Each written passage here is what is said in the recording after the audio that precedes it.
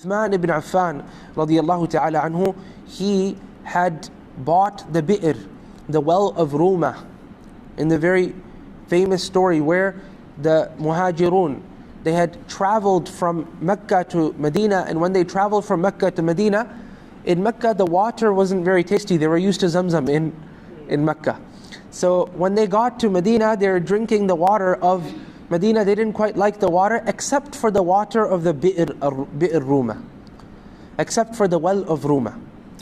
However, this well was owned by a man who didn't want to sell the water in this well except with a lot of money. He didn't even want to give any drink from this water, from this well, except for a price. So without paying, you would never get water from this well. And so, what happened? Well, the Prophet ﷺ, he said that whoever buys the bi'r Ruma, whoever buys the well of Ruma, and he makes his bucket in that well like all the other buckets of the Muslims. What does that mean? Meaning he's not going to give himself any privilege. Okay? He's not going to give himself any privilege. He makes his bucket in the well like the bucket of all the other Muslims. He says that that person will be granted Jannah. Falahul Jannah. So Uthman ibn Affan, he thinks to himself, opportunity for Jannah. And he goes and he buys 1 day of the well.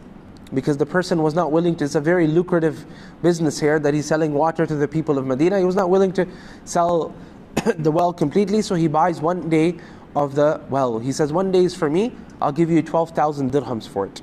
Okay? And the second day is for you. So the person agreed. The Jewish man who owned this well, he agreed.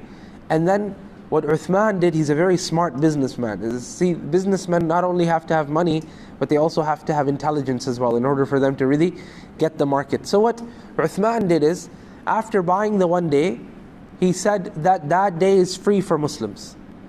So people would all go and get all the water they needed on the day of Uthman, and then when the next person's day would come, the Jewish man's day would come, there would be no customers. So he said, you've messed up my business, subhanAllah.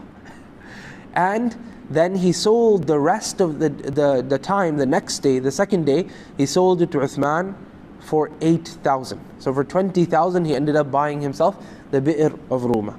Okay, now this bi'r, it actually benefited the Muslims for a very, very long time. It was one of those awqaf. And just like that, many, many awqaf, we notice that a person does a waqf, an endowment, and that endowment starts to get destroyed within his lifetime or her lifetime. Another person does a waqf and you see it going on for centuries on end.